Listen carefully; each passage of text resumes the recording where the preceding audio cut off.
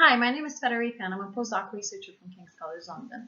In this brief talk, I'm going to cover the importance of sleep quality, and obviously, particularly in light of the COVID-19 pandemic and the impact this pandemic has, for many of us, has had on our day-to-day activities and routines, and obviously the effect this then can have on our sleep quality.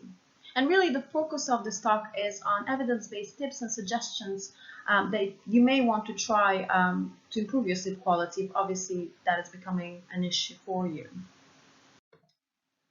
So we spend 1/3 of our life sleeping, which is a substantial amount, but for many, sleep quality is a real issue, and there is evidence to suggest that sleep problems are very common and they affect 30% of the general population.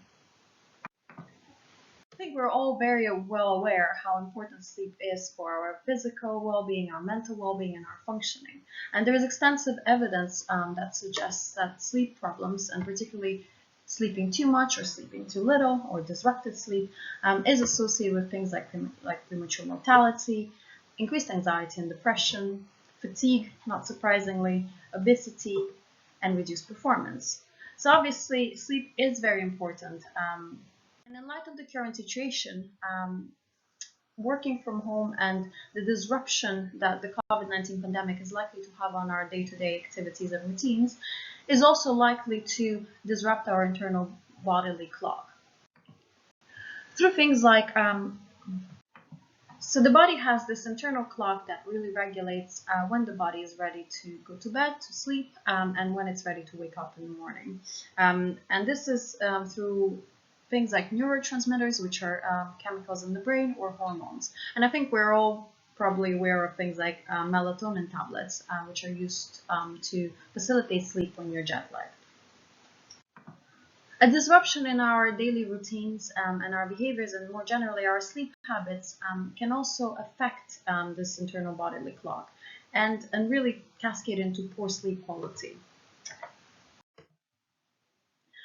So in the previous talks, the importance of activity, maintaining activity, and engaging in exercise or any kind of more intense physical activity and reducing sedentary behavior have been extensively covered. But this is just to reiterate that maintaining a balance in both rest and activity is really important in terms of also ensuring that this internal bodily clock is not disrupted, and therefore our sleep quality remains adequate during this time. When working from home, we don't have necessarily somewhere to be. We don't have a meeting to rush to. We're not trying to avoid morning rush hour, and we don't necessarily have the same pressures as we would have when we go to the office. And therefore, this can obviously impact on our day-to-day activities and can lead us to either working too much or resting too much, or maybe engaging in a little bit of both. When it comes to sleep, it's quite easy and quite tempting to, if you don't really need to be anywhere and you don't have a morning teleconference or Zoom meeting, as now we are using Zoom a lot more, it can be quite tempting to just stay in bed and maybe have a little lie-in or hit the snooze button on your alarm clock. But over time, that can only further disrupt your routine and can be quite unhelpful for sleep quality and generally your energy levels. Similarly, when we are working from home, it can be quite challenging to maybe fulfill all the tasks that we would usually fulfill when we're in the office. And therefore can be tempting to continue working into the late hours of the day, which again can, in the long term, impact on sleep quality and the balance in rest and activity. So in simple terms, the COVID-19 pandemic and the impact it has on our lives can almost result in a kind of jet lag and confuse our internal body clock. So on this slide, I'm going to present a couple of tips that might be helpful for people who are finding it quite difficult to maintain a routine during the day, and they're finding that this is ultimately impacting on their sleep quality. So it's quite important to try sleeping for enough time, so when you get up, you do feel refreshed. But it's also very important not to sleep longer than that. So this goes back to the point of, even if you don't have external pressures and you don't have to be somewhere, it's important to stick to the kind of usual routine and get up at similar times and go to bed at similar times each day. And one thing that you might want to consider if you find that, and I'm definitely guilty of that, is hitting the snooze button, you might want to leave your alarm clock or your phone somewhere further away from the bed. So when it goes off in the morning, you actually have to get up to turn it off. And hopefully this will help you to wake up and trigger wakefulness and not wanting to go back to sleep. If you find that you're sleeping too much during the night, more than 8 to 9 hours, you might want to consider reducing the amount of sleep gradually. So this could be maybe getting up 15 minutes earlier or going to bed 15 minutes later. But it's quite important to obviously do that slowly, and it can be very challenging at first, and you are likely to feel more tired at first. But over the long term, not sleeping too much will actually help energy levels and help functioning during the day, and also improve sleep quality at night. Last but not least, if you find that you cannot fall asleep at night, or you find that you wake up in the middle of the night and you cannot go back to sleep, one suggestion, one evidence-based suggestion is to get out from bed and do something relaxing, like reading a book, or maybe even folding the laundry. But it's important not to associate the bedroom and the bed with feeling restless.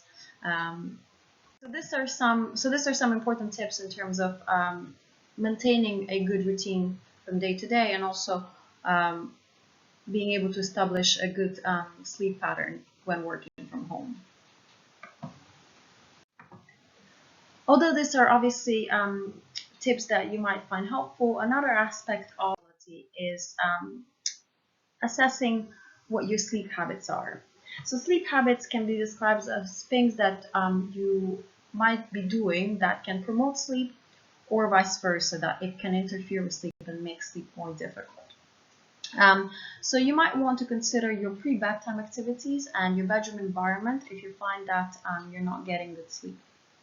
So for example, and this maybe will sound quite basic, but it's important to obviously avoid things like coffee, black tea, smoking, and alcohol at least 4 hours before you go to bed.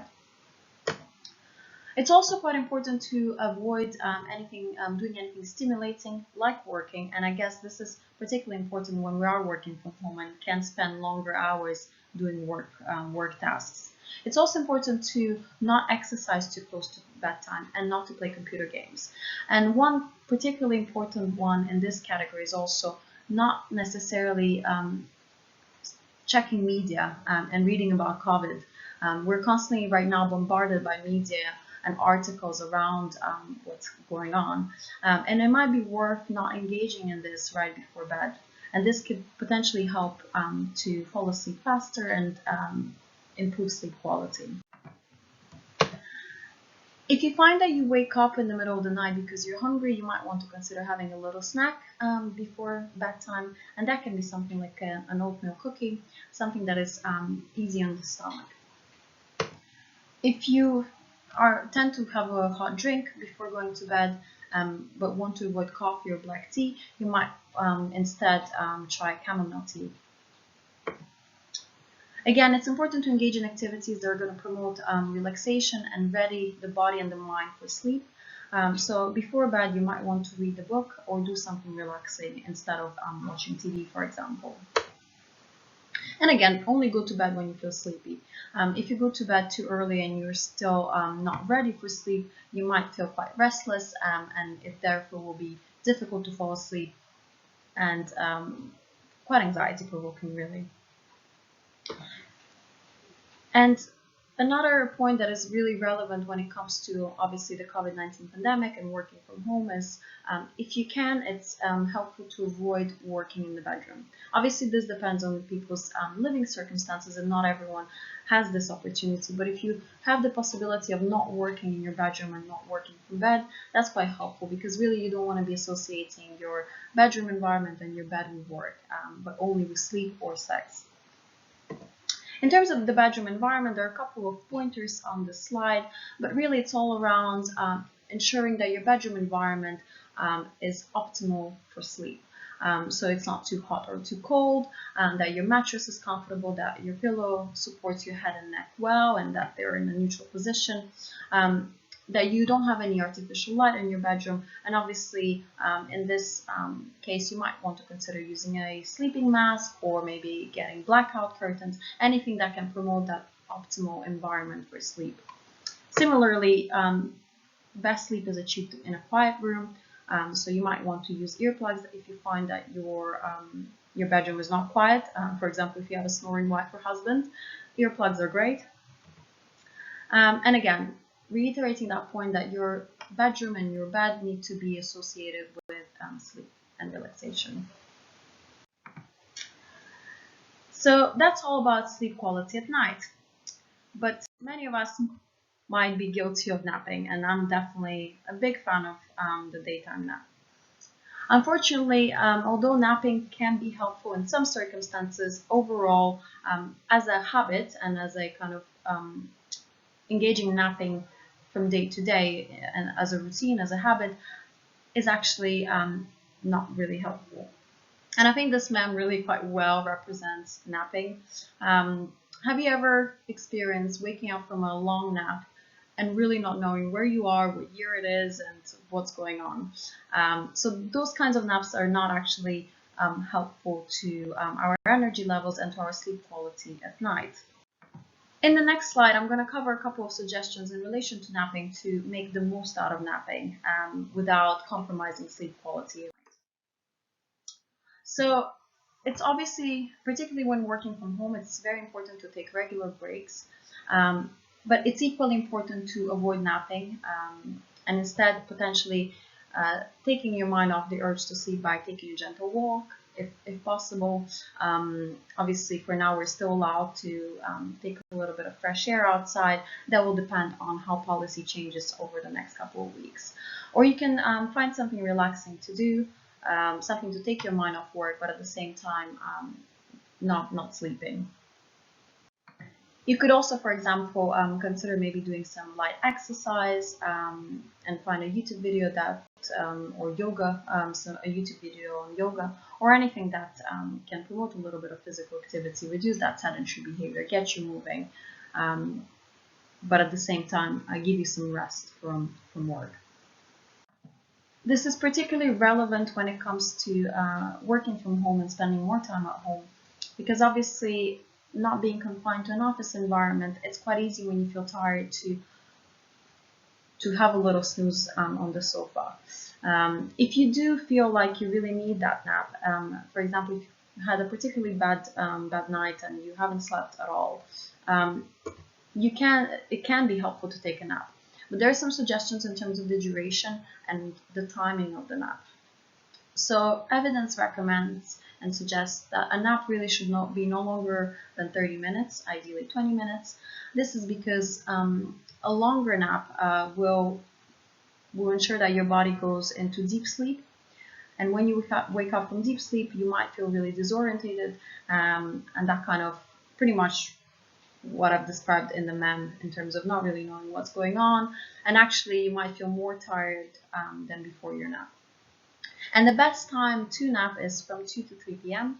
That's the most beneficial time for napping because it follows the kind of natural dip in energy levels of your body. Napping later in the evening is more likely to impact on the sleep quality at night. And this is why the suggestions are in place. So these are just some very simple pointers on things that you might want to consider if you find that your sleep quality is affected since you started working from home or even before. I hope you find this helpful, and I'm happy to answer any questions. Here's just some key references you might want to check out. Thank you.